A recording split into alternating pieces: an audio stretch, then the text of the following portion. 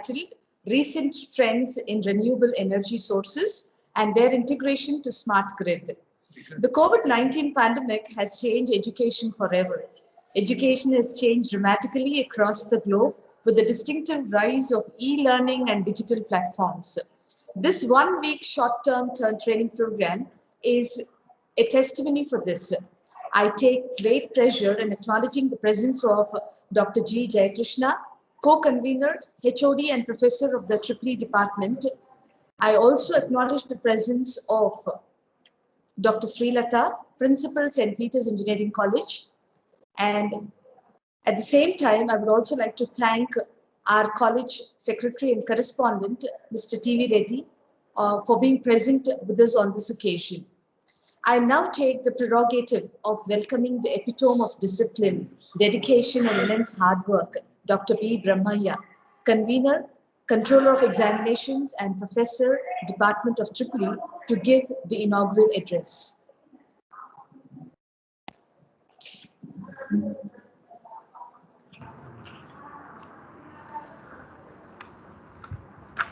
Good morning to all. Respected Chief Guest, Dr. P.V. Rajagopal sir.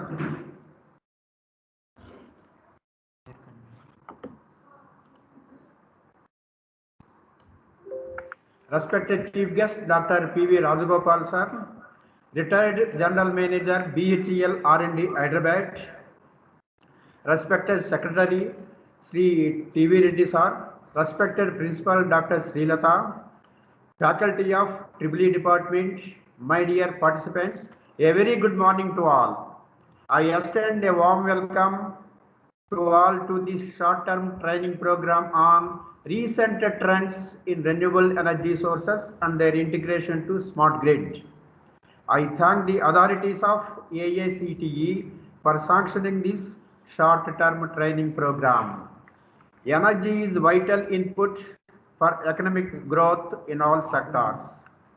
The conventional energy sources are depleting year by year.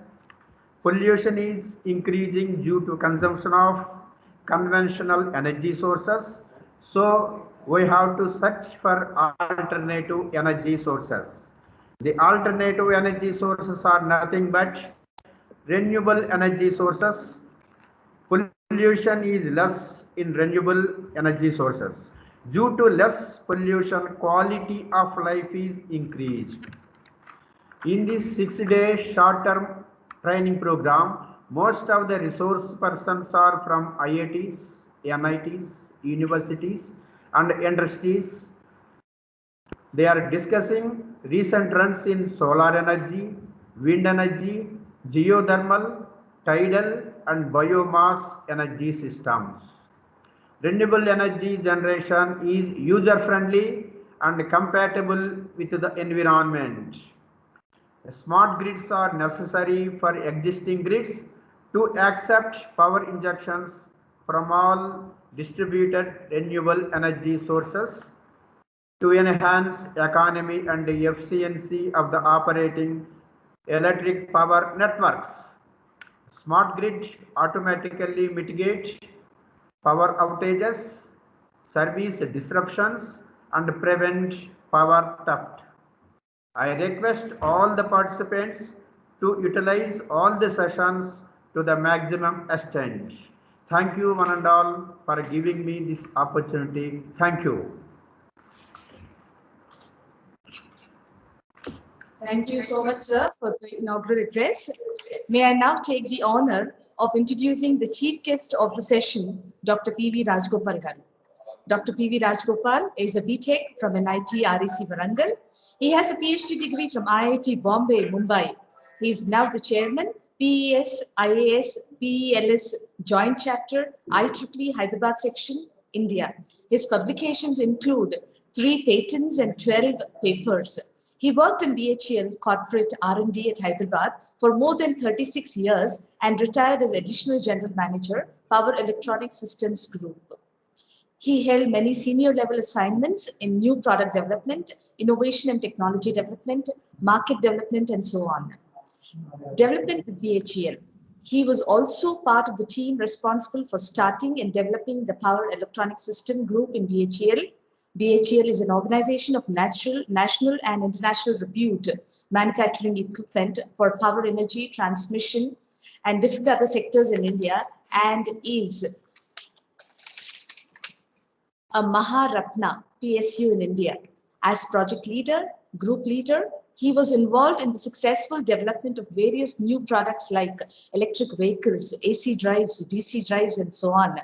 He developed India's first EV of mini bus type in 1982 and was used for transporting employees in their corporate R&D complex for many years. BHEL manufactured and sold about 1,000 of these EV mini buses. Many of them were operating in many places in India, in particular around Taj Mahal in Agra city, providing pollution-free public road transport. May I now ask Dr. Rajgopal sir to take over and speak a few words to the participants.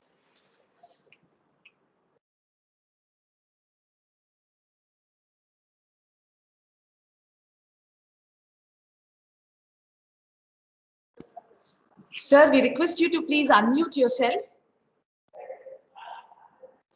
Sir, please unmute yourself.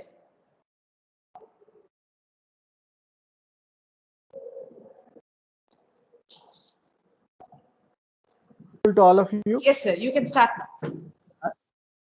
Okay. Thank you, madam, for the nice introduction.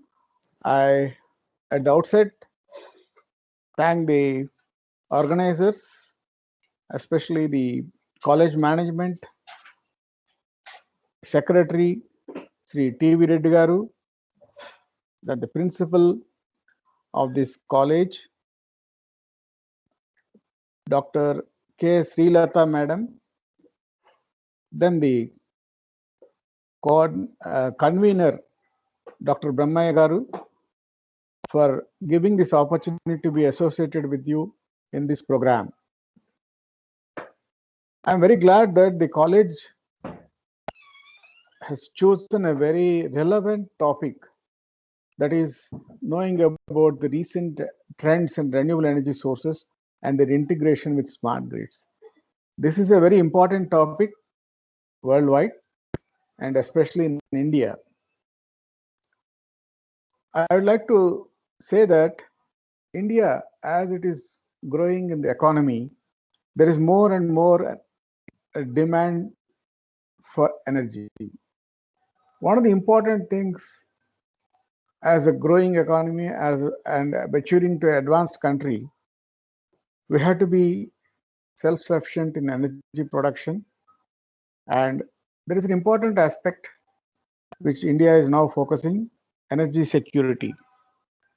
We all know that we import a lot of crude oil, and it has got two adverse effects on our economy and geopolitical issues. One is we spend a lot of foreign exchange in economy and from our economy to import the crude oil. Second is certain countries have a stranglehold on the supply of these, which makes it very unreliable for our country to plan well ahead. With these two major critical issues being kept in mind, Government of India has been focusing on making self-sustenance in energy, and thrust is being given more and more in utilization of electrical energy in various industries, as well as road transportation and other areas. As you are all aware, the advent of renewable energy is very old, but utilization of it has started from about 20 decades more vigorously, 20 years, and last 10 years saw a great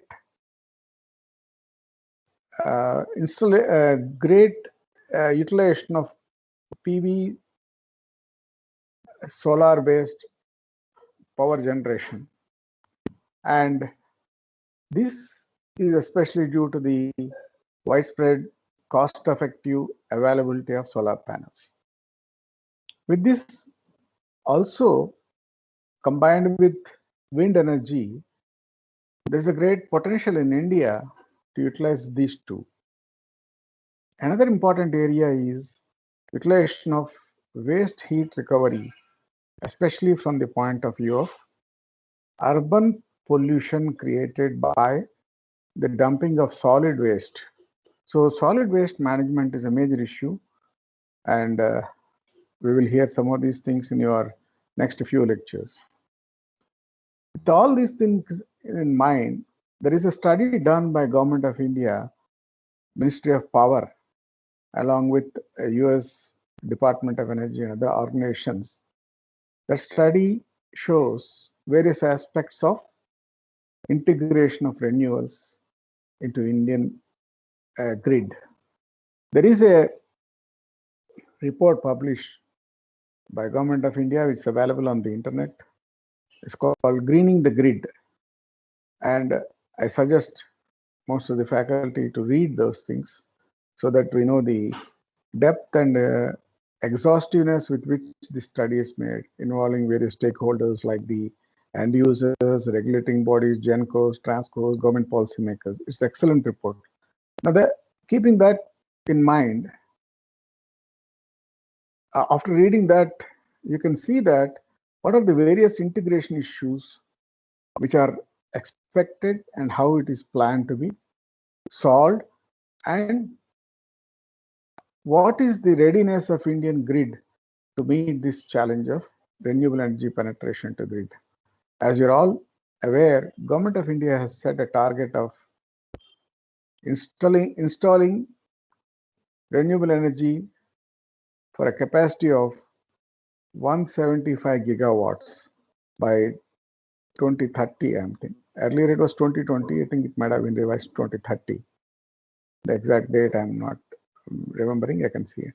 So you can look at it. So the point here is, out of these 175 gigawatts, 100 gigawatts by solar PV power generation, 60 gigawatts is by wind power generation, and balance 15 gigawatts is through biomass, solid waste management, waste to energy recovery, these things.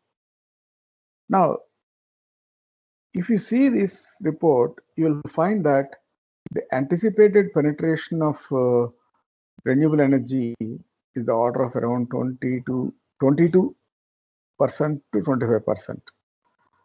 With those things, what are the issues on various grid stability, grid connected conventional thermal power plant generators? Then what are the various other issues related to the load demand predictions? With the advent of more usage of renewable energy, the power system structure is changing, as well as the demand supply algorithm is also changing. Earlier, the planning was done keeping the demand in picture, whereas today, as we are increasing renewable energy sources, more and more the planning of power system is shifting to the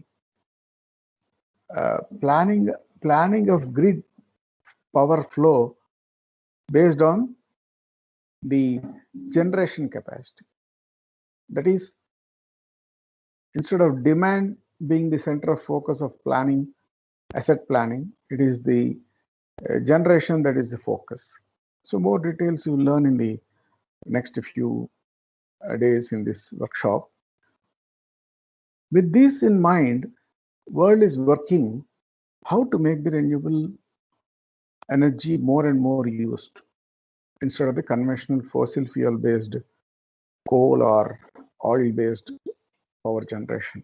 We all know that today that energy produced from solar PV panels, cost per unit is very competitive with reference to cost per unit of the thermal power plant based energy, which is the backbone of our Indian economy. And in many tenders in Government of India where it's calling, it is found that the solar energy is per unit quoted by commercial independent power suppliers is maybe about 20 paisa per unit less than the 20 to 30 paisa less than the National Power Corporation, NTPC or other power generating company. This shows that more and more PV based power generation, wind power, all are going to be widely used in India. As you all know that the power generation through renewable energy sources like wind and solar is not a continuous and steady flow into the grid or to the local microgrid or local load. The world is working on making this grid, making the power flow from the solar power plants or the wind power plants by combining with energy sources. The energy sources which are primarily focused are battery power, and in this there are two types of batteries which the world is working. That is lithium-ion battery and vanadium lead oxide flow batteries. That is the flow battery. Now, what we can see from the world technology developments is already Tesla and other major companies in the world, they are ABB and others. Tesla has installed a huge battery bank in Australia with lithium-ion batteries, and also I think working in China and others. And some are working on very, very innovative new technologies, including mechanical systems and this reverse pumping of power and all. India also is working these things. With all these things coming, the future of renewable energy is very exciting from the Indian consumer point of view. His idea is, if I get all these new energy sources, I should get the power cheaper. That's the focus. And smart grids have made a presence in India, but the thrust is not much, as we see from that. However, smart grid is basically integration of IT with power systems. Now, we are also doing a lot of those things. The focus is not as much as in other countries. This is what my observations. Other speakers can comment in the next few days. We'll learn from them. So, with these key factors in mind, our nation is changing its power system topology and the energy utilization philosophy. In this program, I congratulate the program organizers for having a very good mix of industry experts and the academic experts to share their knowledge and experience with the participants. It is very important from my observation for the industry experts to share their knowledge with the academic faculty as well as other participants. Academic participants are regularly exposed to various technologies in terms of developing technologies, in terms of paper publication, attending conferences and all. But the ground realities decide the strategy by the policymakers. And what you see ultimately in prevalence or usage is what works on the ground with the various factors. So that mix of academic industry experts into these FDP programs organized by this college, St. Peter's College, is really a very good achievement, a very good approach. And I congratulate the organizers, especially Professor Brahmaya Garu. He has been interacting with me in requesting some experts from IEEE based on my contacts with them during my tenure in IEEE. And it is very relevant today that our students should be exposed to industry practices. For that, first the faculty should get trained, and industry-oriented students as well as participants give a great advantage to teaching. Colleges give the academic part, industry does the applications part. A mix of this is a boon for the student who, when he goes into the field after graduation, he'll be reasonably well equipped to expect him to produce a good quality output, having studied engineering in a good college. I feel that industry academic interaction should continue, and today, as you all know, learning is not stopping after coming out of the college. It's a continuous process, and it has to be continued various forms, direct online as well as direct teaching, as well as online and practical as well as theory oriented. So this is a philosophy that should be followed, and I'm very glad that St. Peter's Engineering College EEE department is implementing it very effectively. I have seen their workshops in the last 3 batches. I think phase 1, phase 2, phase 3. This is phase 4. Professor Brahmaya is working very hard to see that these quality speakers and very good experienced speakers both from industry and academic are available to the participants. It is also seen that he plans very carefully the program schedule, how the topic should flow. I'm really congratulating him on this, and I hope all the participants will take full benefit of this by attending all the classes. And then further, when you go back to your colleges, you please increase the effort by interacting with the industry and taking the practical problems from the industry and involving your students and yourself in solving them. That gives a great benefit to the academia as well as to the industry.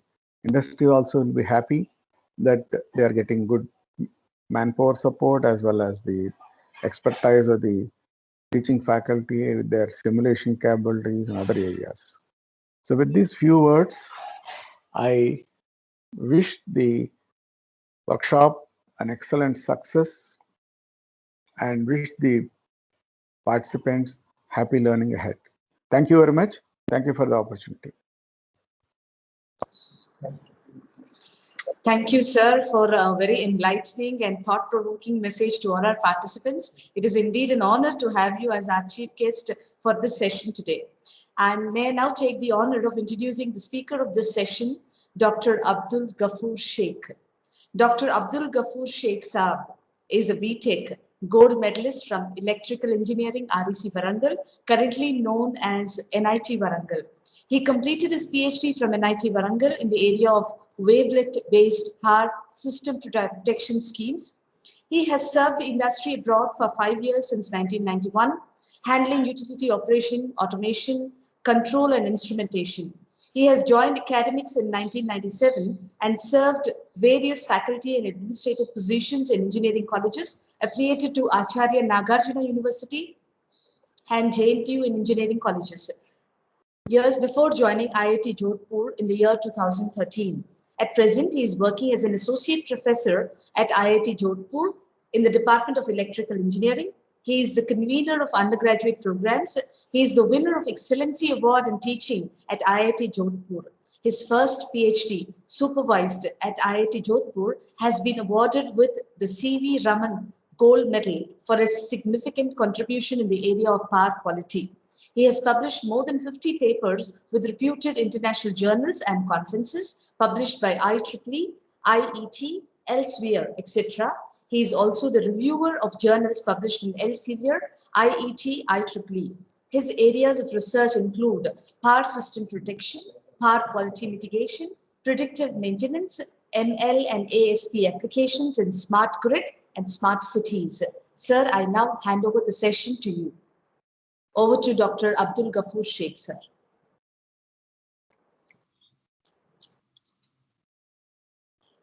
Thank you very much for your introduction.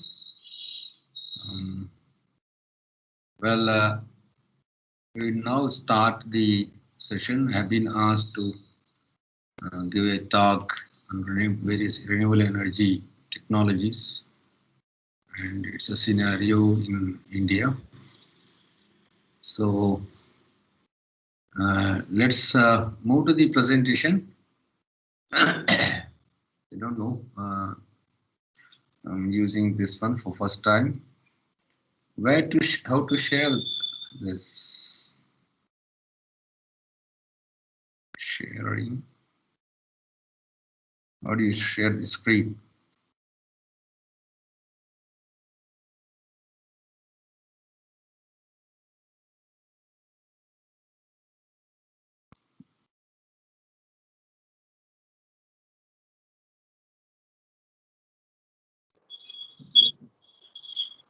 Sir, share the content, sir.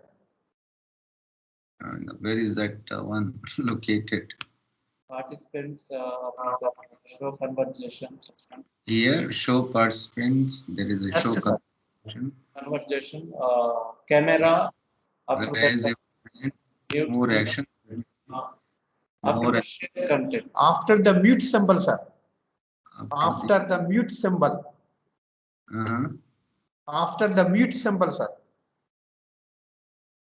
many mute symbols here. Turn off.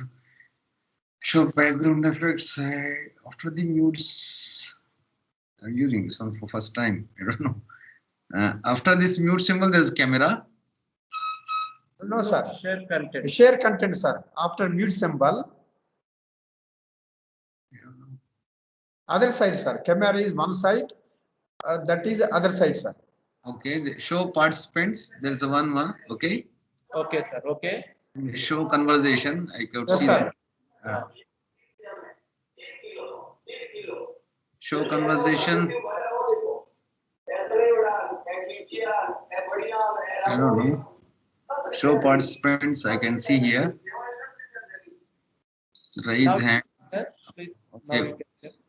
Open share tray. Yes, yes, sir. Yes, sir. Yes, sir. So grant access application to security privacy. Okay, 1 minute. I have to maybe change the setting. This is the first time I'm using this software. Okay, sir. No problem, sir. Okay, sir. So I have to give permission for the access. Okay. Log Microsoft Teams.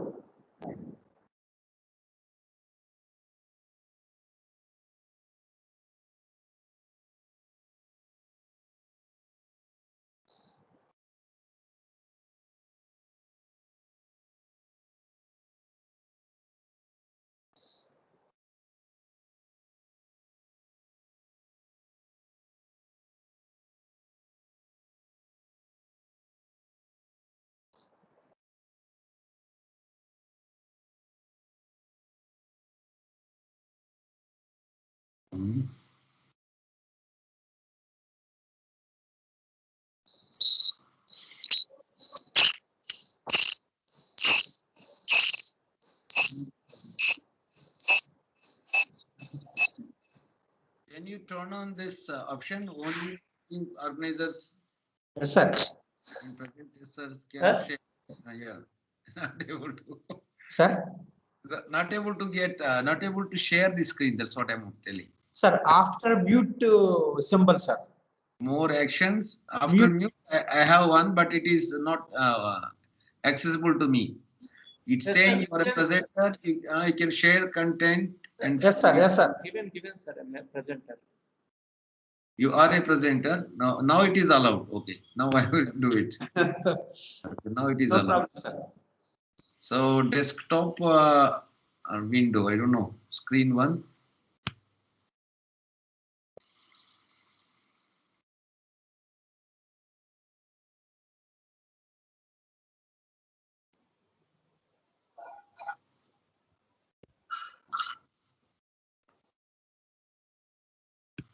I have given access to this.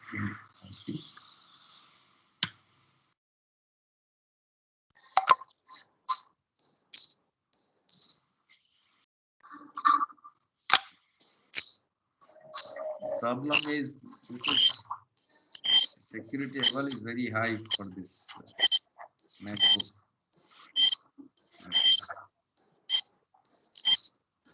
Is it visible?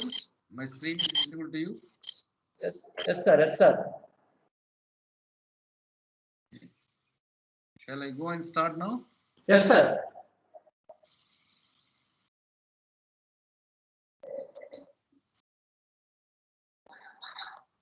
Yes, sir. It's visible, right? Yes, sir.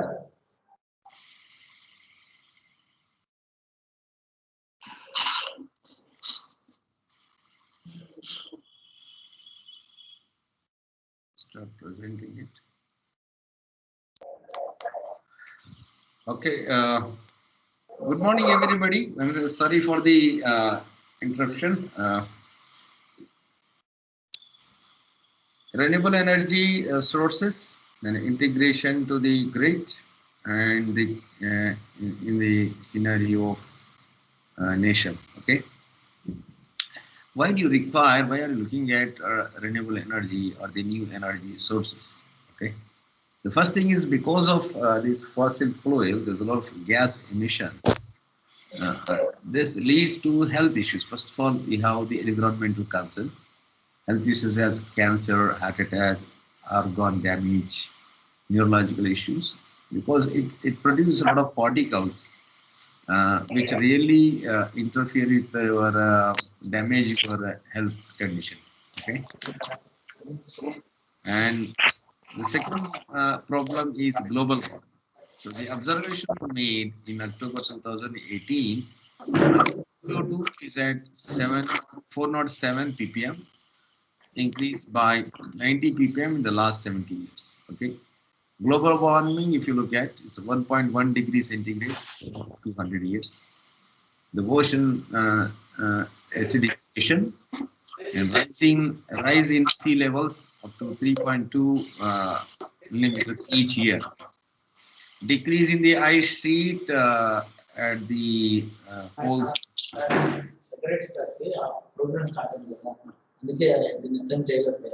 Hello.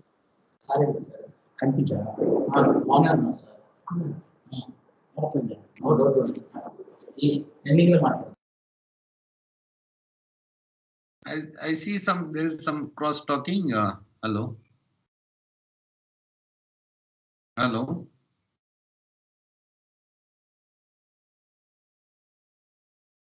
Can I go ahead?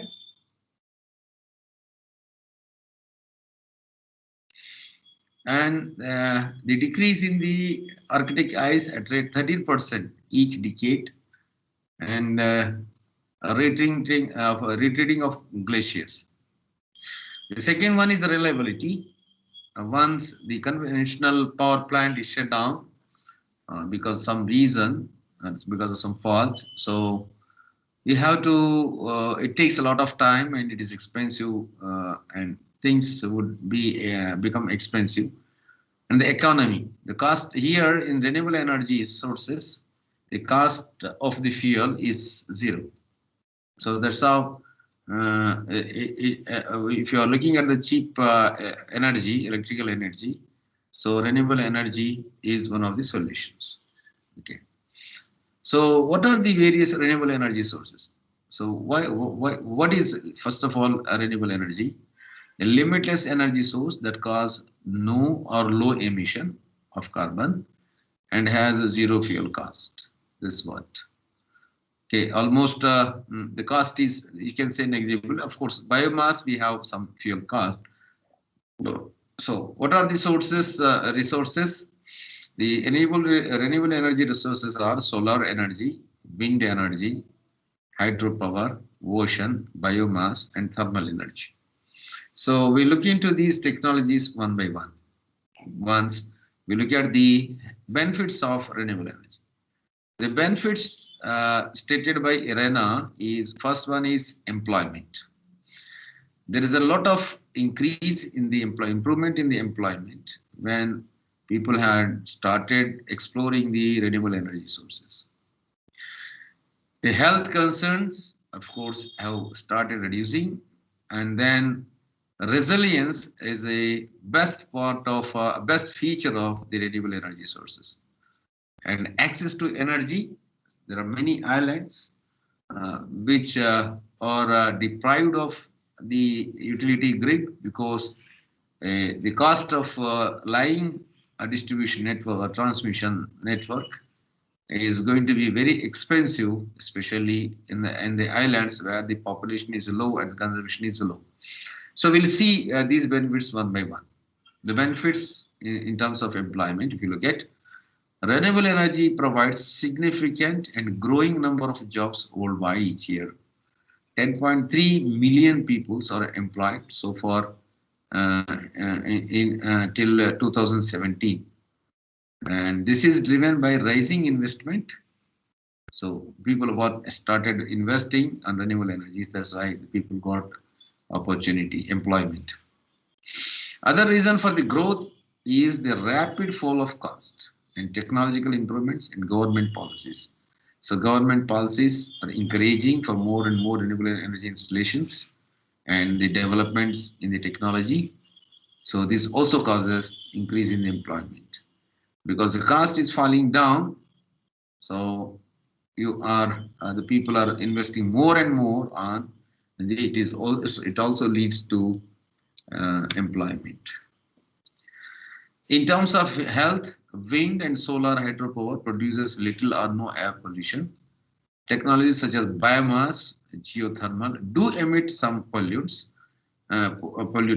but they are very small compared to conventional fuels. The benefits in terms of resilience. What is resilience? It is the capability of the network to restore in a short time, followed by a large, large-scale failure. So renewable energy technologies deployed, they are distributed and modular in nature. So they are less prone to large-scale failures. If there is a blockdown occurs, so you can start your own DG, your own solar PV, your own wind, your own biomass plant, okay, and it supplies the local load. So the supply is restored for the local people, and later the complete network can be restored. These technologies can be rolled out quickly whenever needed. Rolled out means you can restart them. Okay, getting electricity to the people during the severe weather events, complex emergencies without complex time-consuming infrastructure. In case of conventional energy, you know the time taken to restart a thermal unit. It is several hours. Sometimes the blackouts. If you look at the history of the blackouts, people have lived in dark for days together. So this is the major challenge in centralized generation. Here, the renewable energy resources are distributed energy sources. So, and they can be easily rolled out, can be put into operation, supplying the energy requirement. And the next is access to the energy. Over 1 billion people lack access to the electricity, while further 1 billion have unreliable supply. This is the world scenario. So 1 billion, they don't have energy. So why they don't have energy? They are far away, they are remotely located from the main grid or utility grid. And it is expensive to supply them. So renewable energy sources is the best solution for them. And there can be a few renewable energy sources supplying within the island and making the people live comfortably. And standalone mini grid renewable electricity solutions viable for 80% of those without access in rural area or small developing island states. So off-grid solutions are decentralized and local projects Hence, the local jobs are created. This is the access to the energy. So you have a solution for access to the energy. So this is the best solution for 2 billion people living in the world. Okay.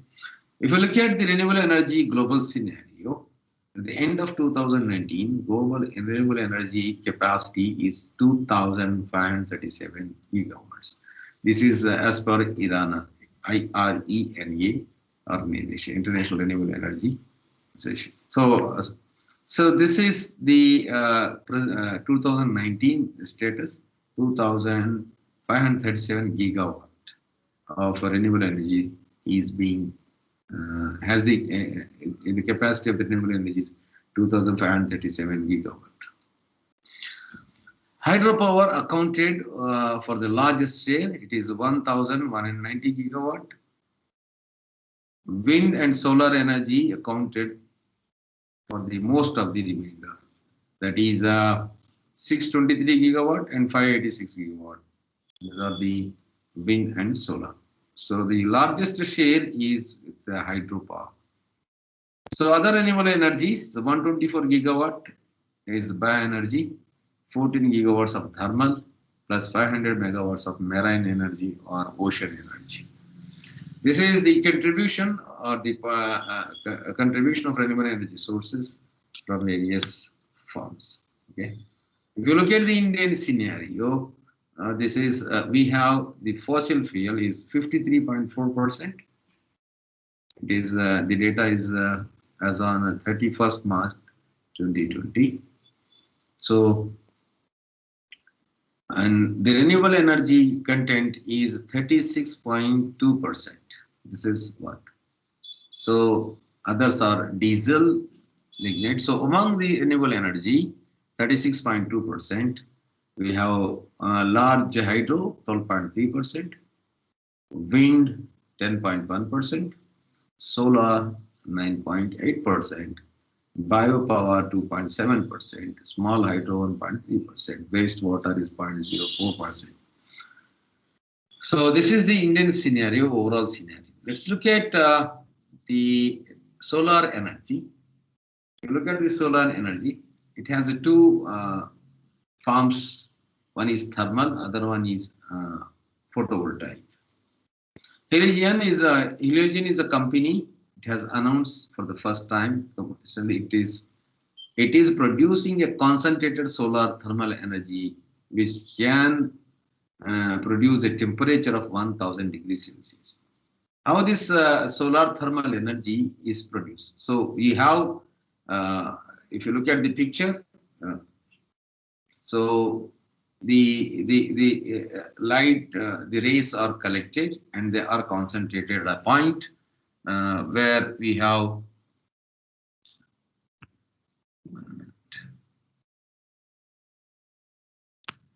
so this is the collector where the radiations are concentrated and heat is generated. So this is the spot where we want to produce, raise the temperature. We have a liquids, molten salt or the mini materials.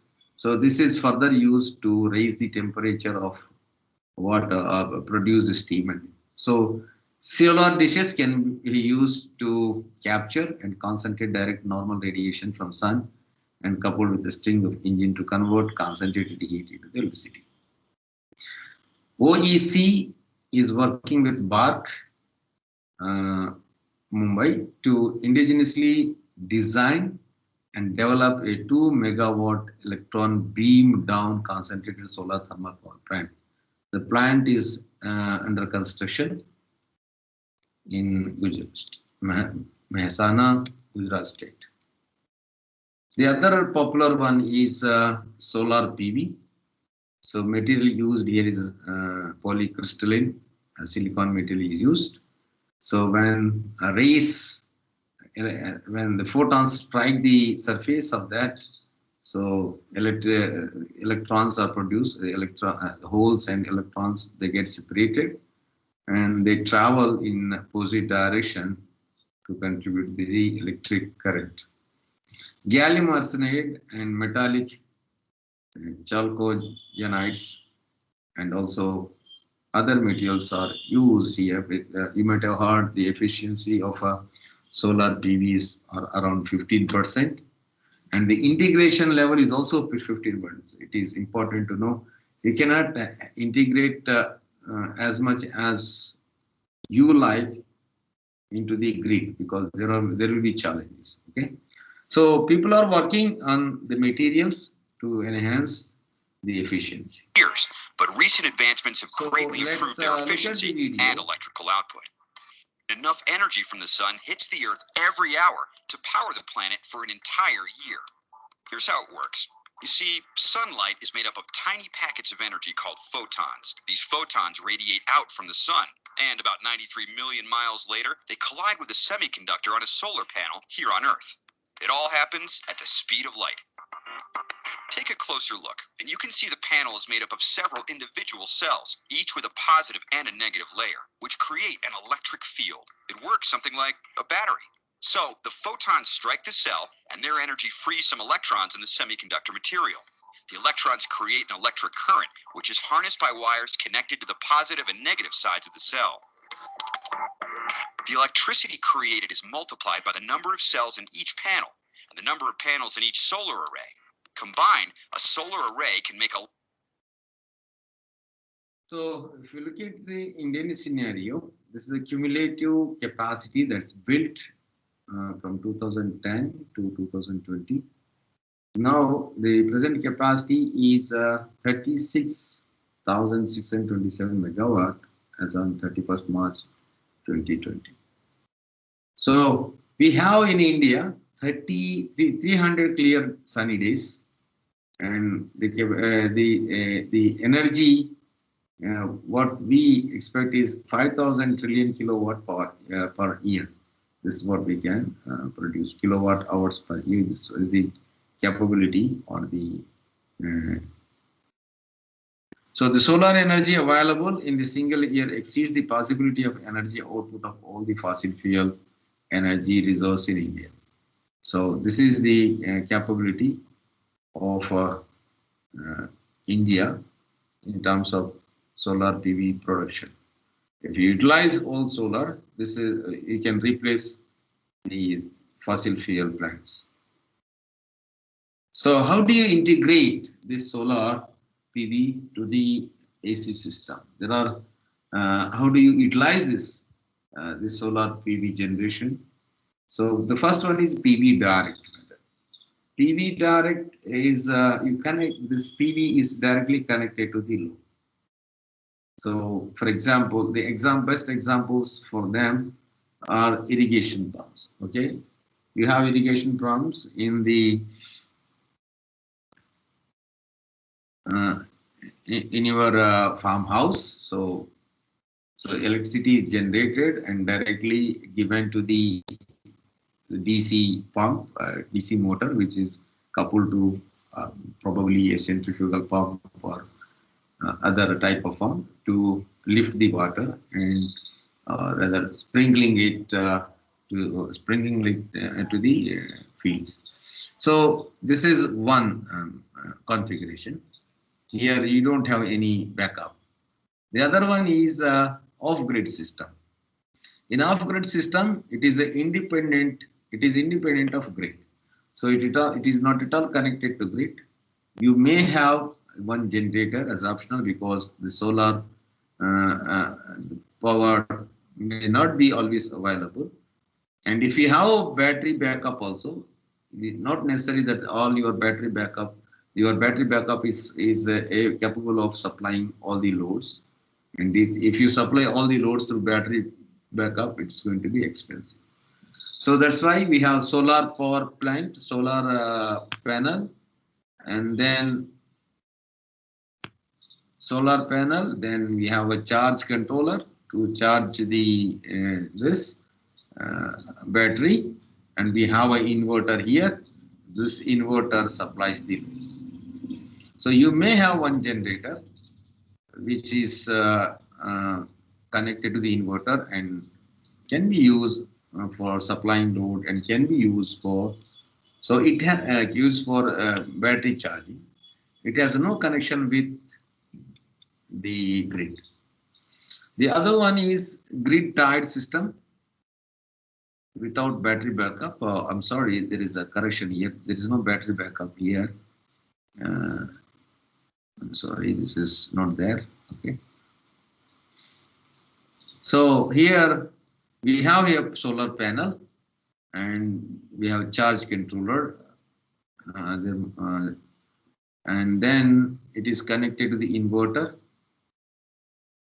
So it is connected to the grid. If you have excess energy generated, it is exported to the grid.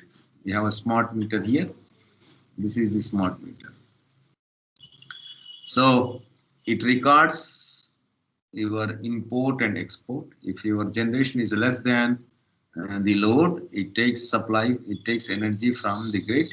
If it is more than your demand, it gives supply to this. So, but when there is no grid, means if there is no power, the grid is down, so you cannot generate any power because this inverter sees no power, hence it shut down the inverter. So that's how you have you not have power when the grid is off. Another one is grid tied with the battery backup. So this is the one. One is it's also called solar hybrid integration. So a charge controller is used to charge the battery and the inverter, and this inverter is connected to the grid and also connected to the loop. So what happens? So what happens? The export import condition mechanism. The process is same. When you have excess energy, then it is exported to the grid. If you have less energy produced by the solar PV, the energy is imported from the grid to supply. And the batteries are being charged with the charge controller and also with the help of inverter from the grid. Okay, this is what happens. Suppose if you have grid, if your grid is off, if there is no power here, so this inverter sees this inverter sees the energy, the excitation, and hence it gives signal to the solar PV and the generation starts. So this DC backup is converted into this DC supply is converted to AC, and this converter, this hybrid converter, hybrid inverter we call it as, it works both as a charge DC to AC and AC to DC conversion. So this inverter gives command to the this thing, the solar PV inverter, so which sees that there is a power and hence it's the solar generation continues. The other part is wind energy. So if you look at the wind energy, if you take a disk here, if this is the air velocity, if your disk is stationary, so the disk doesn't rotate. Okay, the energy produced zero. Even if the disk is also moving, then also it doesn't produce any power if the disk is moving along with the wind.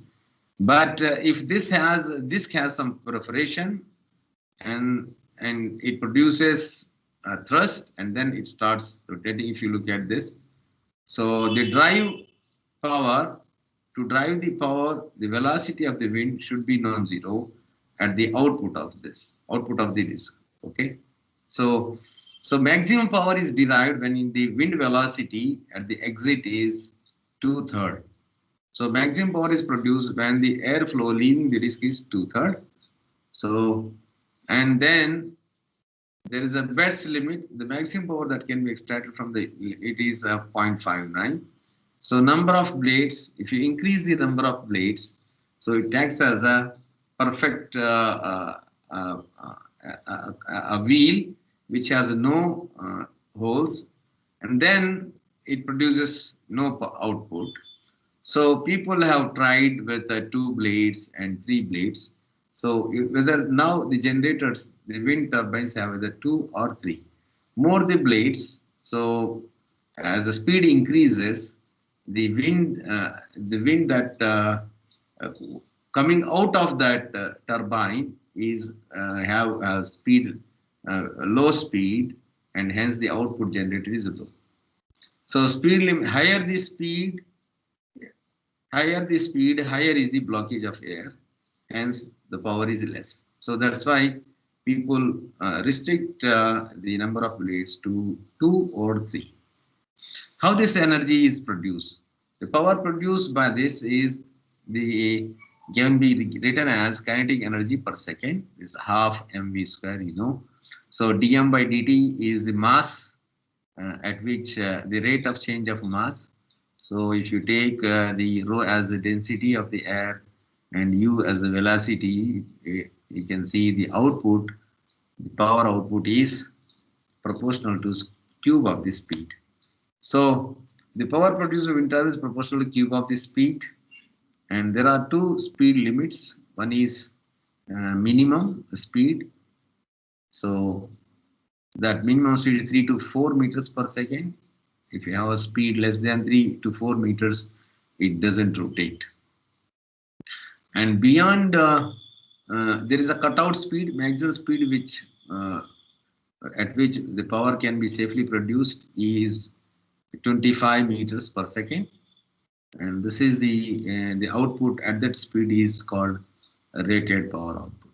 Okay, this speed is called cutout speed. Okay, of course, each speed has a if you look at the angular speed and the power output, each speed has one profile. So you try to operate at the maximum power point. These are the things. So the other interesting factor in the wind energy is capacity factor. Capacity factor is the time to produce energy at full capacity and the actual time to produce the same energy. That means if you look at this, when wind is, let's say the wind is available at rated speed all the time and it produces energy continuously. So say for example, it produces X units in say 1 year, then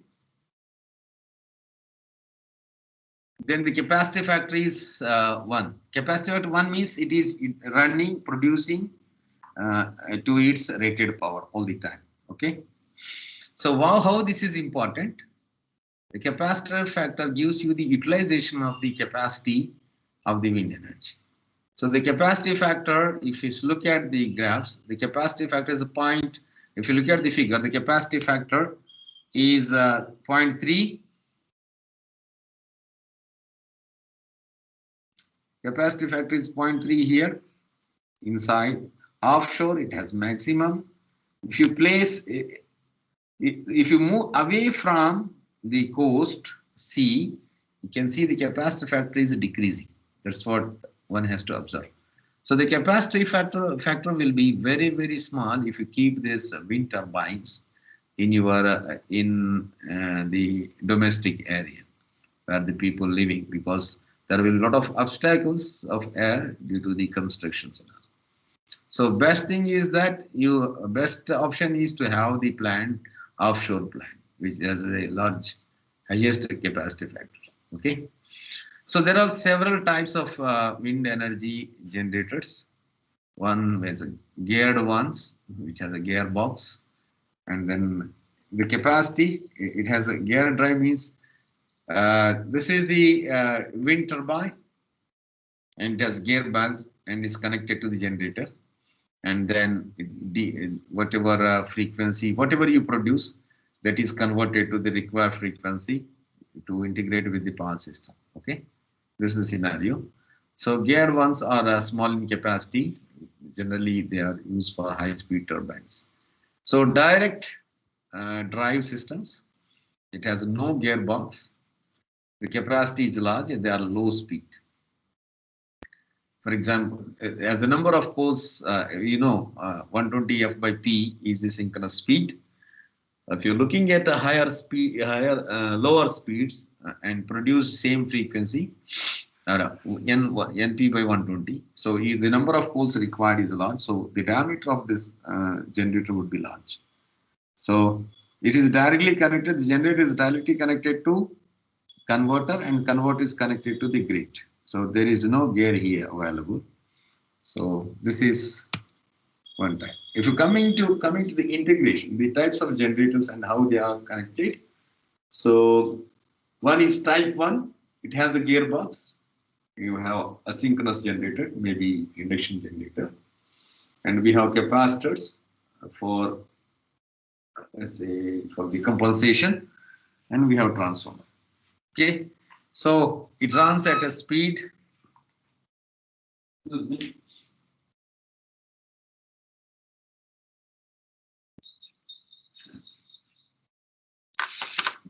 So whatever speed it comes as gearbox is connected to the induction generator, and induction generator is connected to the grid through a transformer. So the features of this type 1 generator is simple and robust. The speed is always made greater than the speed. Compensation is done to the capacitors. So the type 2 generators, type 2 induction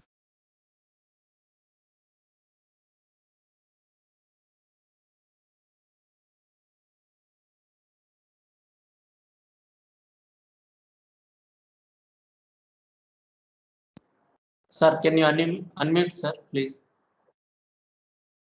Sir, please unmute yourself. Hello, sir. Sir, please unmute, sir. Oh, okay, sir. Thank you.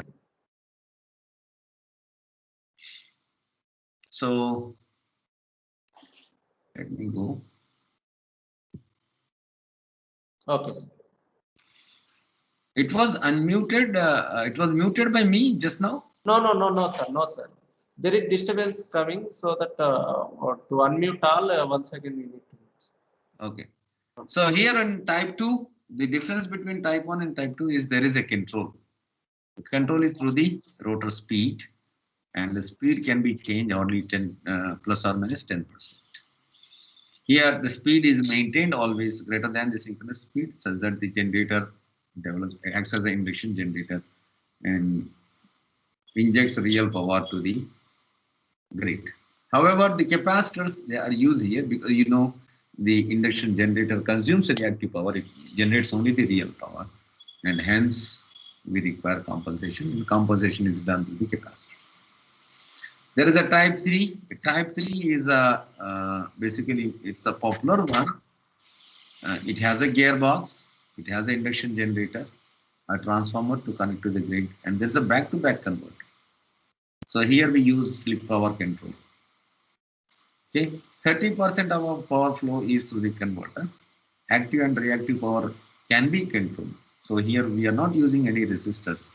That's why there are no losses, as in case of type 2 generator. So wider range of speed control, rotor speed control is possible through this mechanism. This is popularly known as a DFIG, doubly fed induction generators. You might have heard about, people might have worked on this. Okay. And type 4, in the type 4, you may have a gearbox or you may not have a gearbox. So, and then you may have a synchronous generator or asynchronous generator or induction generator. There's a back-to-back converter. So the idea here is you produce whatever you produce. Okay. The generator, is a synchronous generator or asynchronous generator. It produces AC energy. The AC is converted into DC, and DC is converted back to AC. Like you can see, there is a there is a generator side converter. It converts AC to DC, and line side converter, it converts DC to AC at a frequency required to integrate with integrate with the grid. So here also wide range of rotor control, no issues at all, no losses. Active and reactive power control is possible. So 100% power flow through the converter. So the size of the converters is going to be large here. Of course, there is a good isolation from generator to, because in between we have a DC link between these two. Generator side converter and line side converter, we have coupling to the DC supply. So there is a complete isolation, very good isolation between grid and the generator. So the generators are connected in series and parallel to match the voltage requirements and the power requirements, and then all are connected. See, you can see 6 generators are connected in parallel, series, and then there are 3. So this is a complete wind farm connected to a transformer. The transformer steps up the voltage and it is connected to the grid. So this is the grid connection. This is how we carry out grid connection. If you look at the wind scenario, the Indian scenario of wind energy. So the government through National Institute of Wind Energy has installed 800 wind monitoring stations and collected the information. The potential is 302 gigawatts. The wind energy potential in India is 302 gigawatts at 100 meters level, 50 meters level, and 80 meters level. So this is the contribution or the installed capacity at various states, and the total is 37 gigawatts. So the installed capacity is 37 gigawatts. The capability the potential is 302 gigawatts. We are around 10%, around 10% of the utilization of the available wind energy. Okay. The other part is hydro energy. It's very popular, and I just wanted to play one video, so which is of course gives you various types of wind energy. Hydropower. Hydropower, or hydroelectricity, refers to the conversion of energy from flowing water into electricity. It is considered a renewable energy source because the water cycle is constantly renewed by the sun. One of the first uses of hydro energy was for mechanical milling, such as grinding grains. But today, modern hydro plants produce electricity using turbines and generators. The mechanical energy created by moving water spins rotors on a turbine. This turbine is connected to an electromagnetic generator, which produces electricity when the turbine spins. There are 2 main types of hydroelectricity production: dams and run-of-river. Hydro dams utilize the potential energy from dammed water to produce electricity. A dam is a large barrier constructed to raise the level of water and control its flow. The elevation created by the dam creates gravitational force for turning the turbine when water is released. Some dams also contain an additional reservoir at their base where water is stored to be pumped to the higher reservoir for release when electricity is in demand. This is referred to as pumped storage hydro. The second form of I want to switch off my videos. hydroelectricity production is run-of-river hydro. Run-of-river still uses turbines and generators, but relies on natural water flow rates of rivers, diverting just a portion of the water through turbines. Because run-of-river hydro is subject to natural water variability, it is more intermittent than dammed hydro. There are various sizes of hydro plants that produce electricity. Large hydro, greater than 30 megawatts, small hydro, 100 kilowatts to 30 megawatts, and micro hydro, less than 100 kilowatts.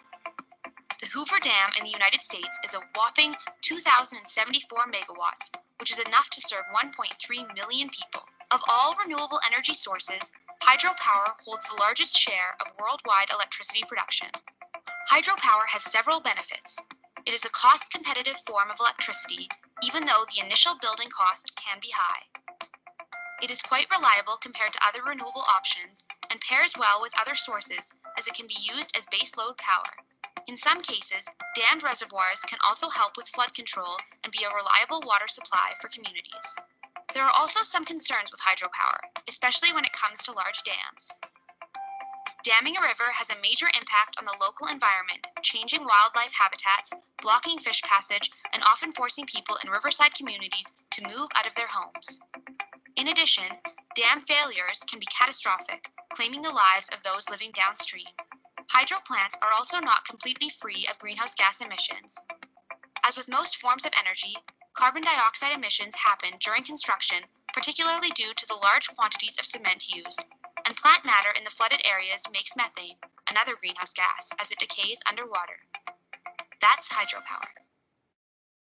So I would like to share an interesting nano hydropower generator. This is produced by company from Japan.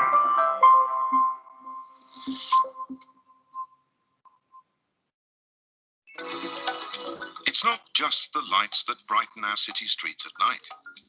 Electric power is so essential today, it's hard to imagine life without it. Electricity is produced by a number of methods, one of them being hydroelectric generation. Conventionally, a dam is built to hold a large reservoir of water. The energy created by water falling from high to low levels turns the blades of a turbine. This rotates a generator to produce electricity. Recently, there's been a growing interest in smaller scale methods, using slight differences in the levels of flowing water. Underneath this bridge over a river in Tokyo, a small-scale hydroelectric generator has been installed. Although the water drop is just 1 meter, this generates enough power to light the bridge.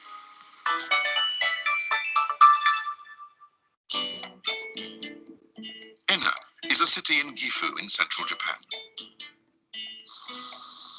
Masaya Sumino, an engineer at a metalworking factory here, has developed a revolutionary water power generator that's gaining international attention. This is Sumino's ultra-small water power generator. A 1 meter by 28 centimeter casing encloses the spiral blades of the turbine.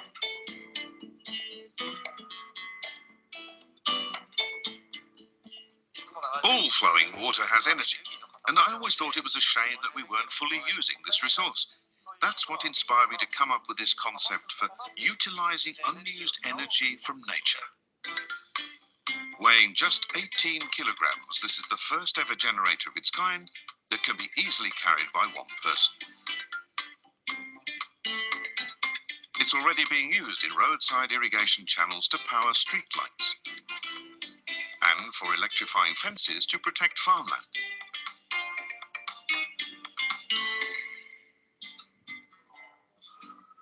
To spread his message about water power, Sumino often gives presentations to primary school children like these. Today, he'll show them how to generate electricity from a small river in their school grounds.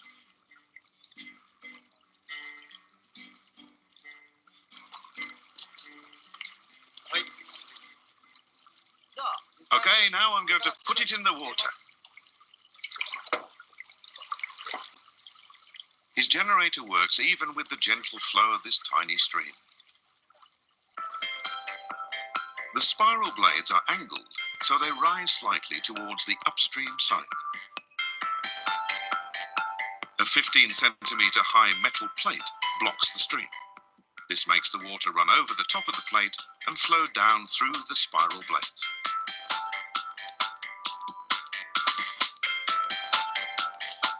The force of the water on the blades turns the turbine to generate electricity. This concept works anywhere there's flowing water, even if it's very shallow.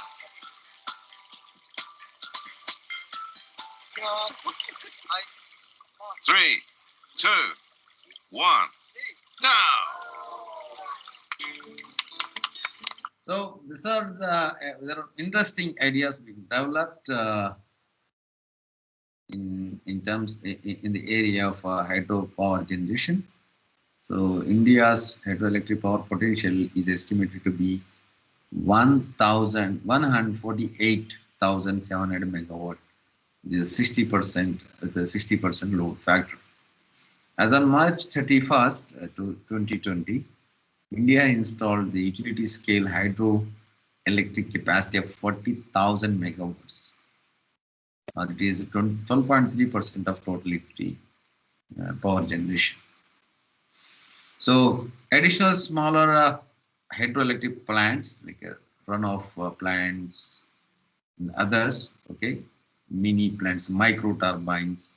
So we have seen just now the nano turbine. So the capacity is 4,683 megawatts, 1.3% of total utility. India has already established nearly 4,800 pumped storage capacity. This, the pumped storage capacity is used for used as a storage and to meet the peak demands. So such a another resource, renewable energy, is biomass. We'll see it soon. So this is the Indian scenario of hydropower.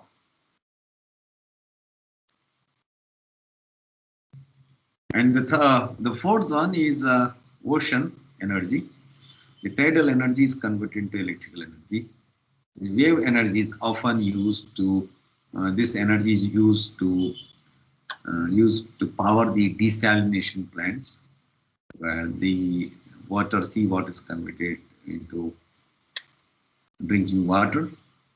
And technological challenges are low turbine efficiencies, high turbine costs, because these turbines, they are to be submerged under the water.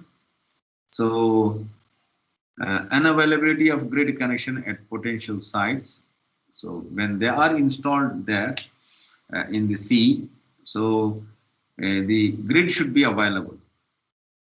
So grid is not generally available at the seashore or offshore.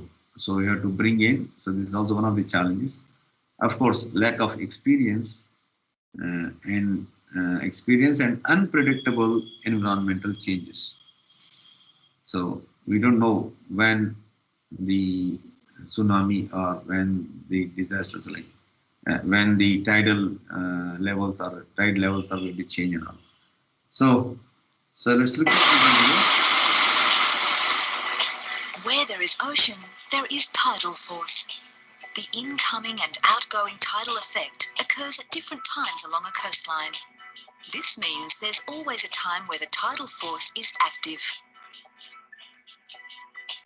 The gravitational pull of the sun and moon regulate the Earth's tidal flows like clockwork. Tides are powerful, dependable, and predictable years in advance. While tidal height may vary, its lateral force remains a consistent source of power. Harnessing the immense power of the world's rivers and oceans, the sea urchin, a true third-generation tidal technology, addresses the key issues associated with power generation. The sea urchin turbine is easily transported in flat pack form. Sea urchin systems are more compact to transport than wind turbines. The sea urchin is quick and easy to assemble. It's also easily transportable on both land and sea. Submerged tidal generators are not visible from the shoreline. The tugboat proceeds to the location marked by the locator buoy. Transoms are neutrally buoyant and automatically hold the sea urchin at the required depth. The tugboat winch lowers the turbines into position on their swivels, located on the transoms. Power cables are connected to terminals on the lower transom. These lead to the terminal block on the base anchor. The electrical cable from the ocean floor connects to the substation onshore. Routine scheduled maintenance is simple. a swap-and-go changeover process minimises downtime and cost. Sea urchin turbines produce reliable baseload or predictable power, while turning gently at just 25 revolutions per minute, driven by tidal or continuous flows. As the tide changes, the sea urchin gently swings to align with the tidal flow. The unique method of anchoring the transomes ensures the sea urchins swivel in a controlled manner, without twisting the electrical cable. Let's look at some of the superior benefits of the sea urchin. It's an elegantly simple design with just one moving part.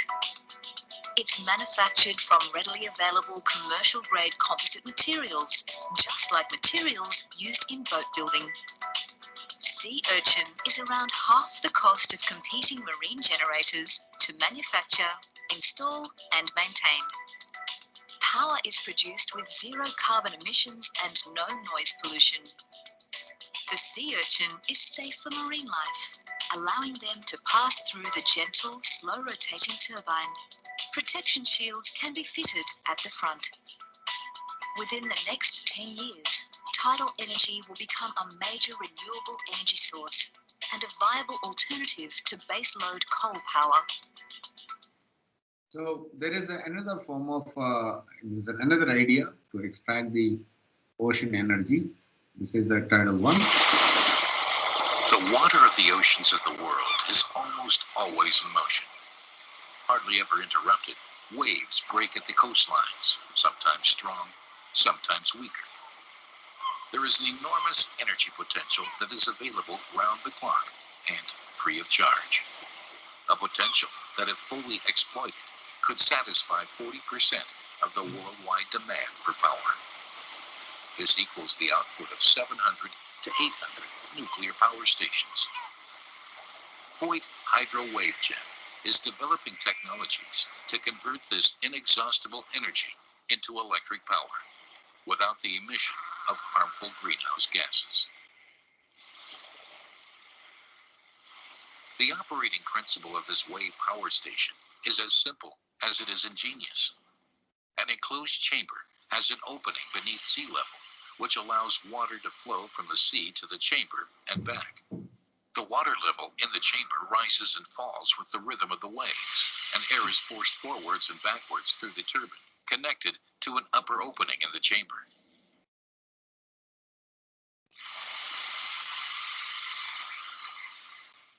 As it is compressed and decompressed, the airflow has sufficient power to drive the Wells turbine. It is a feature of the Wells turbine, named after its inventor, that it is driven in the same direction by both forward and reverse airflow through the turbine. Even relatively low wave motions can generate enough airflow to keep the turbine moving and to generate energy.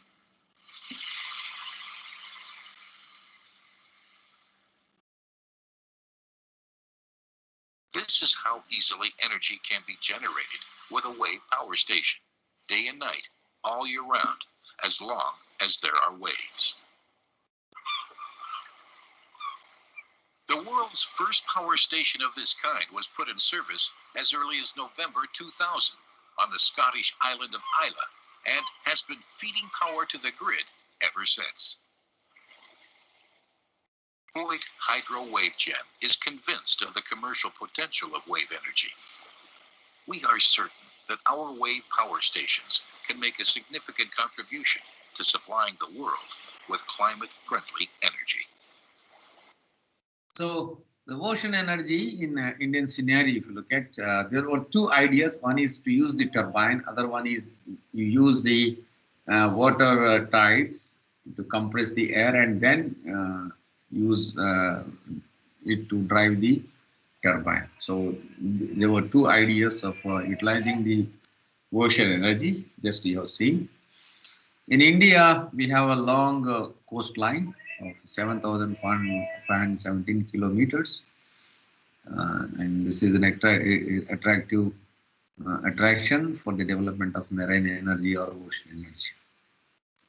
So wave power depends upon the height of the wave and the duration of that wave. So in Indian coast, it is a 5 to 15 megawatts per meter we can extract. The India has a potential of 40 to 60 gigawatts. There was a plant, and of course it is not in use now. So Wave Energy Research India has initiated in 1993, and it has given funds to IIT Madras to carry out the research. So this has led to establishment of a 150 kilowatt pilot wave energy plant in 1991. I don't know how do you pronounce this. This is a Vizhinjam in Kerala, if I could pronounce it. The project was not successful, and later it was demolished, decommissioned in 2011. Of course, still we have the potential if anybody is interested in working on that. The challenges we have already seen is a little lack of experience and the low efficiency of the turbines. So the other is the geothermal energy. This is the energy which is stored in the form of heat at the different bottom layers of Earth. So there are several names for the Earth layers. So such layers, they have heat, they have a plasma flowing and hot rocks. So this energy can be utilized by pumping water into that, or you can directly take use this heat to heat your your houses and all if you are living in a cold place. So let's watch a video which gives the idea. This is the US Department of Energy.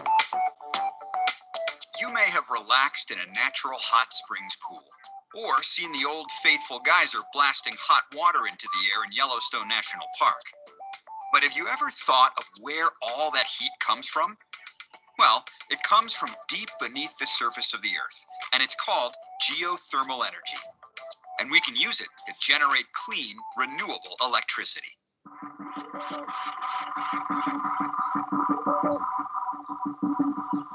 Okay, here's how geothermal works. Heat from the Earth's crust warms water that has seeped into underground reservoirs. In some places, when water becomes hot enough, it can break through the Earth's surface as steam or hot water. This usually happens where the Earth's crust, or plates, meet and shift. In the past, taking advantage of geothermal energy was limited to areas where hot water flowed near the surface. But as geothermal technologies advance, we can leverage even more of these natural, renewable energy sources. Engineers have developed a few different ways to produce power from geothermal wells drilled into the ground. Have a look at this. It's a dry steam geothermal power plant, and it's the most common type of geothermal technology used today. Underground steam flows directly to a turbine to drive a generator that produces electricity. Pretty straightforward. Another geothermal technology is called a flash steam power plant. A pump pushes hot fluid into a tank at the surface, where it cools. As it cools, the fluid flashes, or quickly turns into vapor. The vapor then drives a turbine and powers a generator. A binary cycle plant works differently. It uses two types of fluid. Hot fluid from underground heats a second fluid, called a heat transfer fluid, in a giant heat exchanger. The second fluid has a much lower boiling point than the first fluid, and so it flashes into vapor at a lower temperature. When the second fluid flashes, it spins a turbine that drives a generator.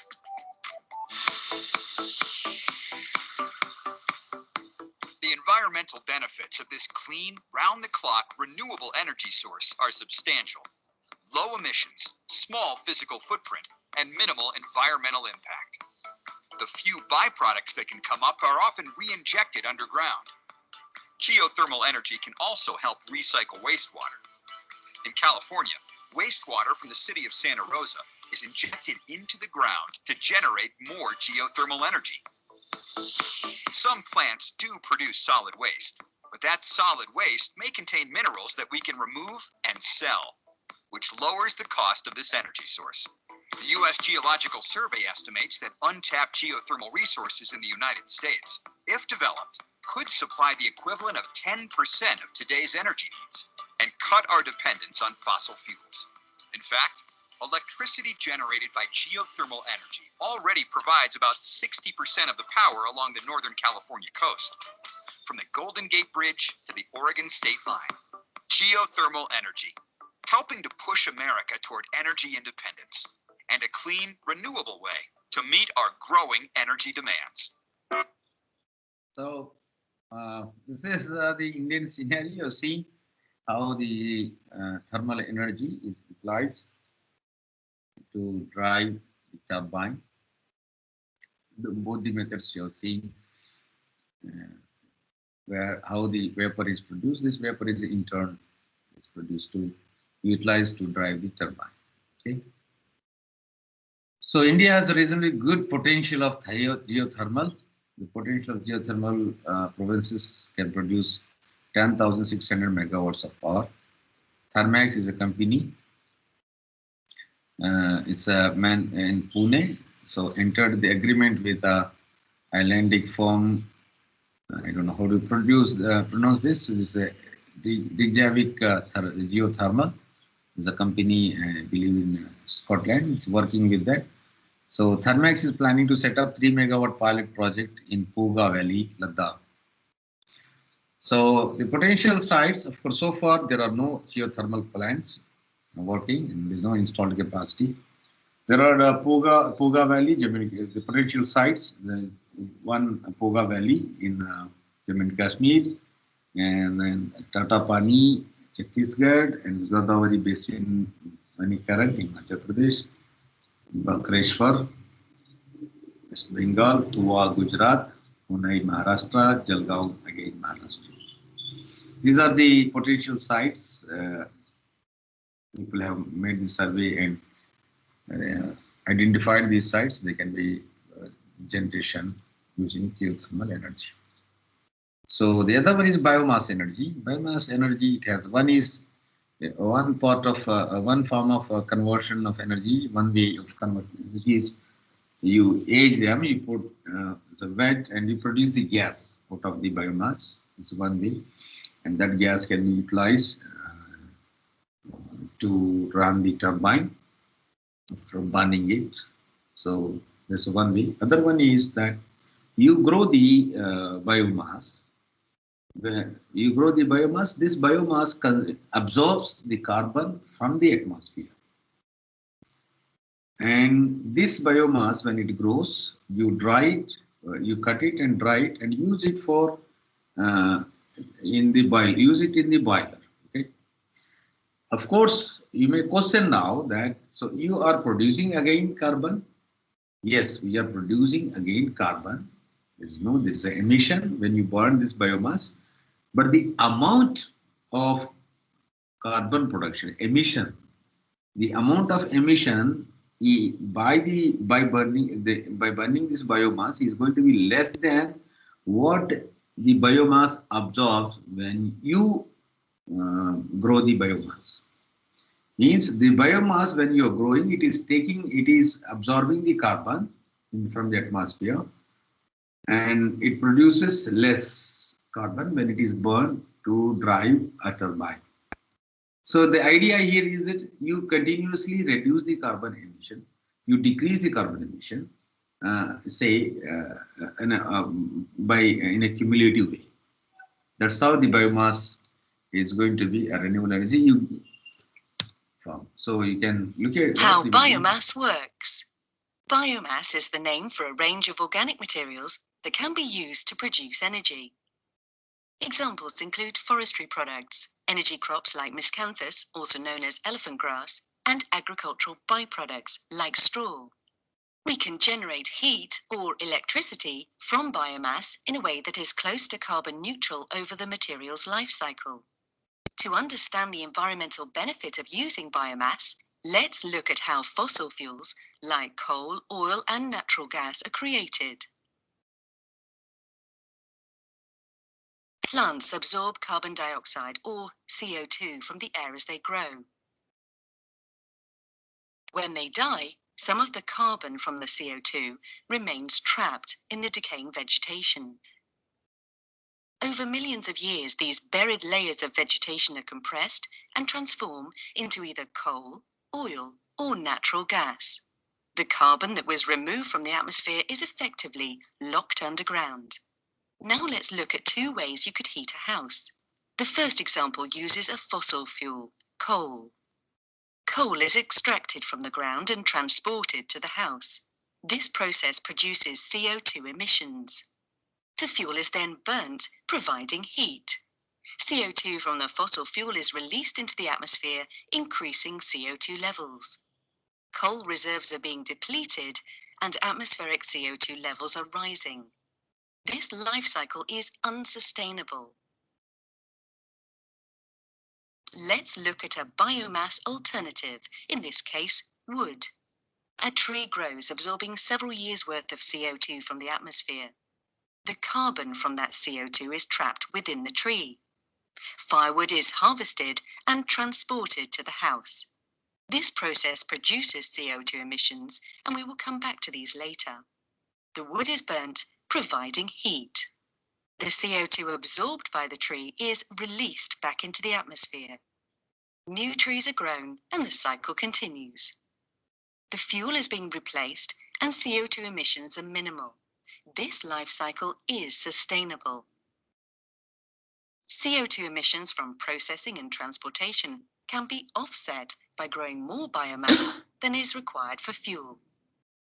We have shown how biomass can heat a house, but the idea can be scaled up. Instead of using the wood for heat, it could be used in a power station for generating electricity. To be environmentally beneficial, the life cycle must be well managed. If we use biomass faster than we grow it, we end up with more CO2 in the atmosphere and deforestation. This is unsustainable. If we grow enough biomass to replace what is being used, we have a sustainable system. It would even be possible to reduce atmospheric CO2 using this model. Well-managed biomass can be regarded as a source of renewable energy.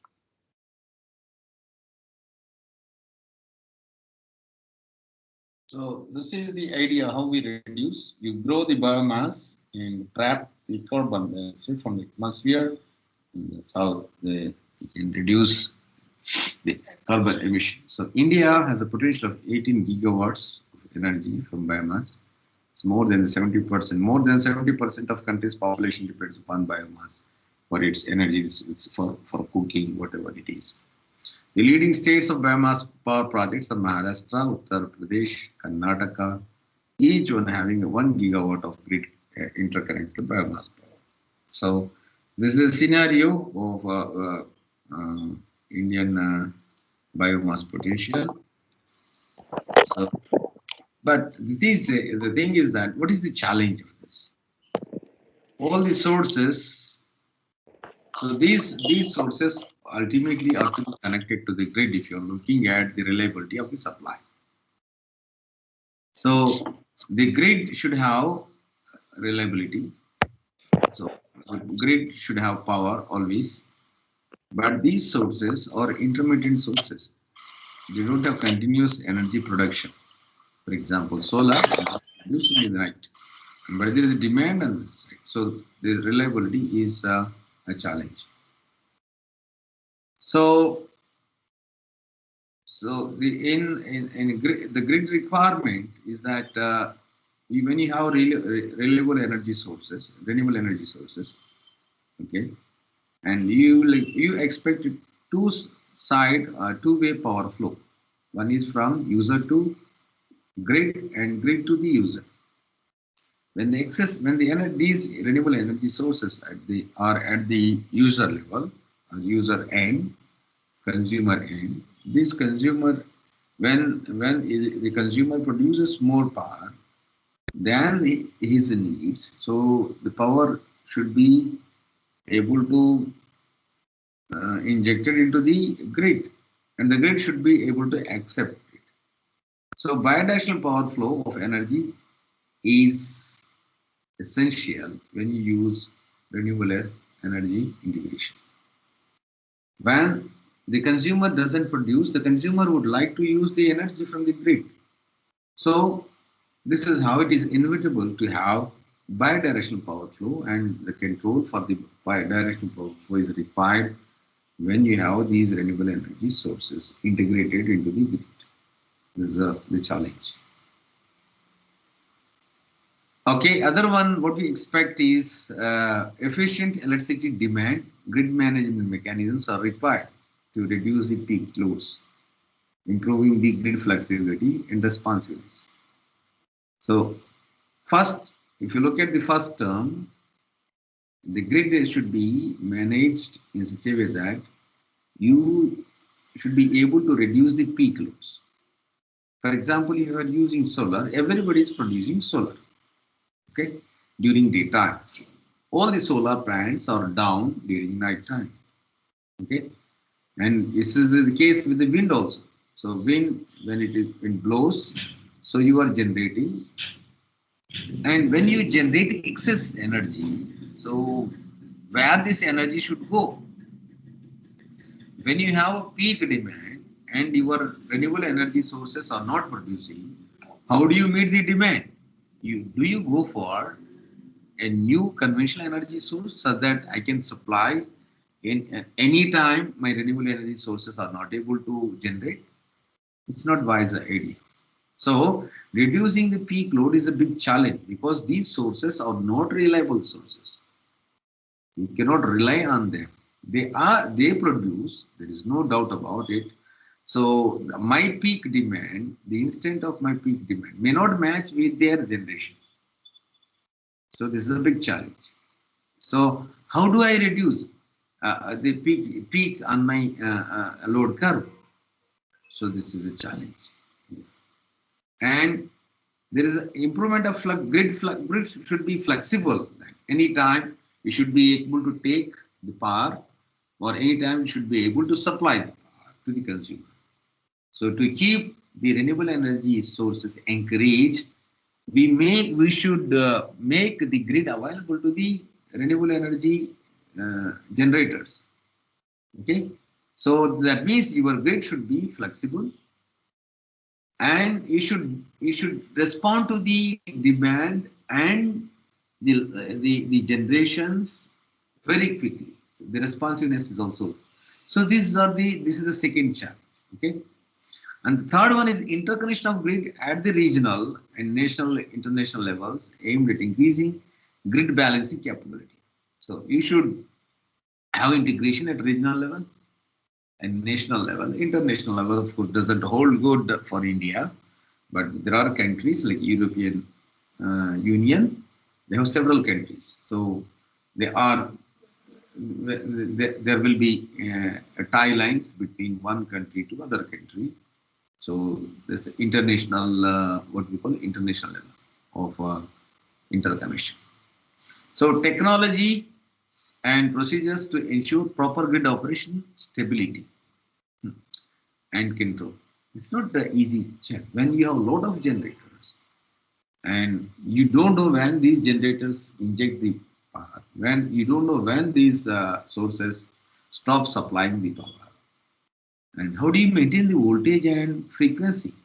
How do you balance the power in the network?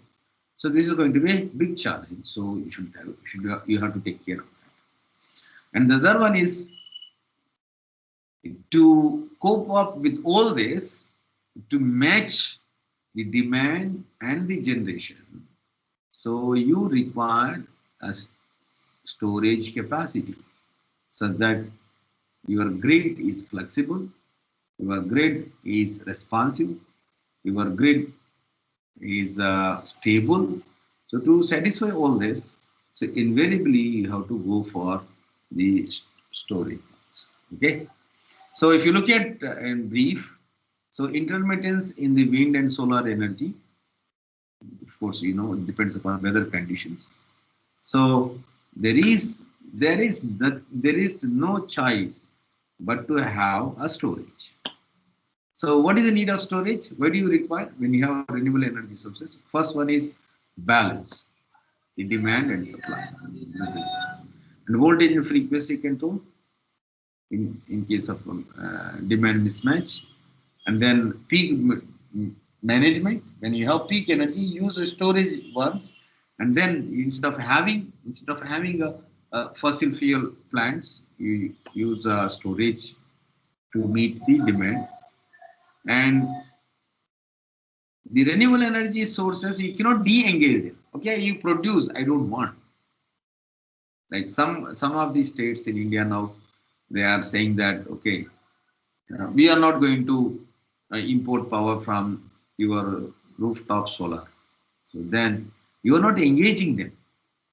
Solar energy is not being engaged. Clean energy is not being engaged. So you cannot de-engage, because this is the cheapest form and cleanest form of energy. And you cannot de-engage, means you have to engage it, means you have to take the power whenever there is excess power. So this is all the things which require. So when there is excess amount of energy that is being produced, so the network is already congested. So we have to have a storage so that the surplus energy is stored during the peak generation times. So these are the challenges of integrating things. Okay. So what are the various renewable energy, energy storage methods? One is pumped hydro. This is a popular one. When there is a peak demand, when generation is surplus, you pump the water at a higher level and you take back you run the water from higher level to lower level when there is a demand and generate risk. So other one is compressed air. So there are generators connected to the air is compressed. Basically, the air is compressed when there is a surplus of generation, and this air is released when the demand is there. So this air drives a gas turbine, then the electricity is produced. The third one is a flywheel. Flywheels store energy in the form of kinetic energy. So the flywheels, they rotate at a speed of 30,000 RPM to 50,000 RPM. During discharging, the flywheel rotation drives the generator to produce the electricity. Means you use the surplus energy generation, surplus energy to run the flywheel at large speeds, and these flywheels are mounted on mounted on the bearings, which has very negligible what you call friction. So they keep on rotating. So whenever there is a demand from the grid, so these flywheels, when they are coupled to the generator, and this generator is connected to the grid and starts supplying. Of course, you must be knowing that the frequency should match. Okay. And supercapacitors, because these capacitors are fast in response, so we use them. And then also redox flows batteries. So these are lithium-ion batteries. These are some of the superconducting magnetic energy. So superconducting magnetic energy, these are the fastest, faster response to these things. So you lower the temperature of the medium and minus 150 to 270 degrees and store energy. AC energy, AC is converted to DC, and it is stored in the form of magnetic field. And the energy stored can be released back to the grid by discharging the coil to AC to DC, DC to AC converter. So that's all about my presentation, and various renewable energy sources and the scenario and these sources, what are the challenges, how they are integrated. When I talked about the other hydropower, it's a synchronous generator that comes into picture, and geothermal, of course, synchronous power and synchronous generator. And if you go from biomass, if you burn the biomass, again it is a normal conventional system. boiler to the steam production, then to the turbine. And whatever we have considered for solar and wind energy, the integration process are normally through the synchronous generator. So we know how the synchronous generators are integrated to the grid. Uh, we have studied already synchronization methods of alternator. So that's why I did not discuss how we synchronize these energy sources. So if you have any questions, let me respond from the audience. Hello.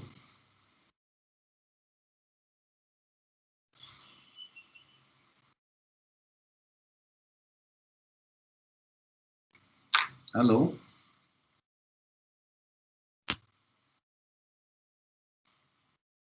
Am I audible? Yes, sir, you are audible.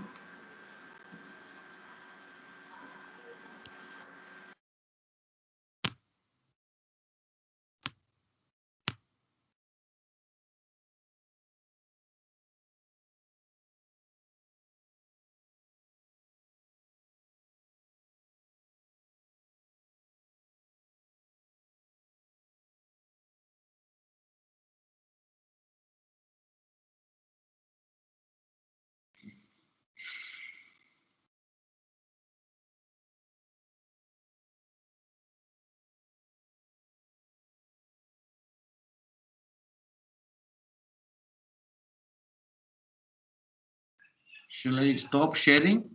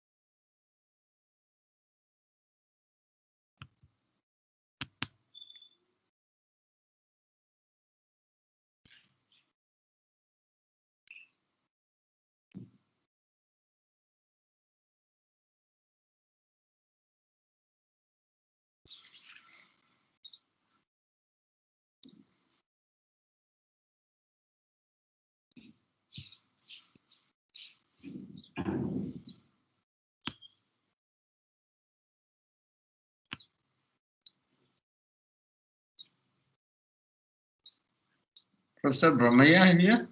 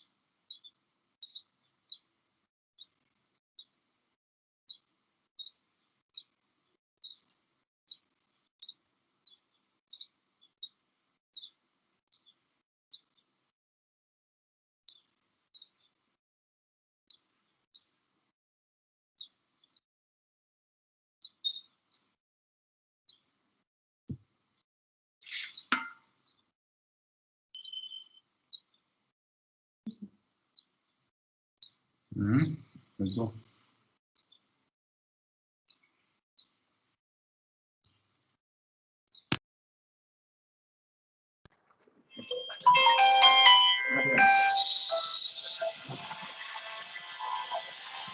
Sir,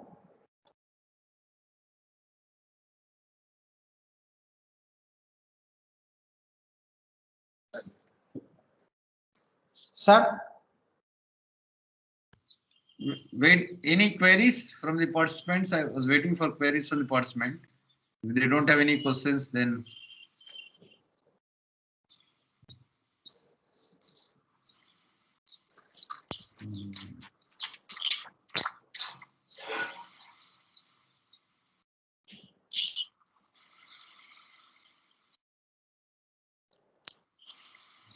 Any queries from participants?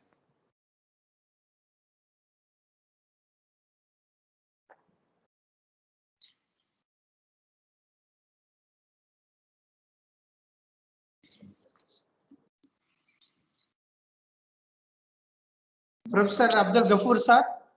Yeah, Yes, sir. Your lecture is over, sir. yeah, I finished with my presentation. Okay, sir. Okay, sir. I am asking queries from the participants, sir. Any queries from the participants? No queries?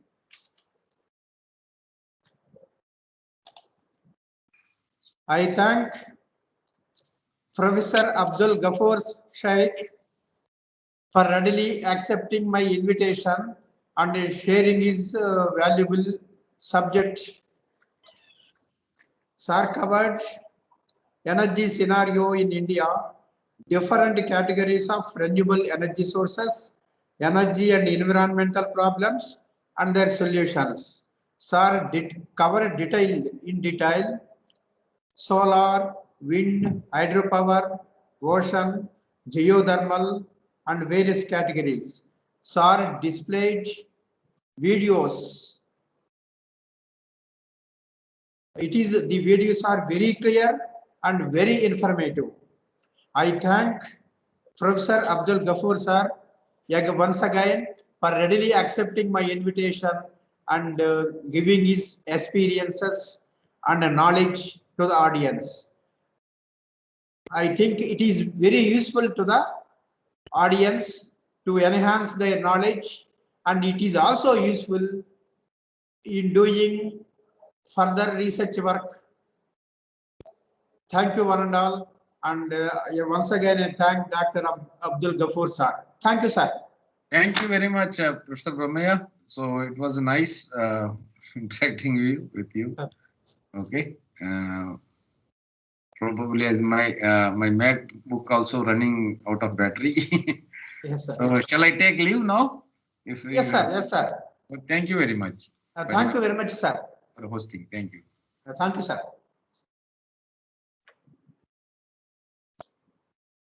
My dear participants, afternoon session will start at 2 p.m. and Dr. Srijit from NIT Silchar will take session from 2 to 4. He will cover solar energy in detail and their integration to PV system. So I request all the participants to join the link at 1:55 p.m. Thank you. Thank you one and all. Thank you.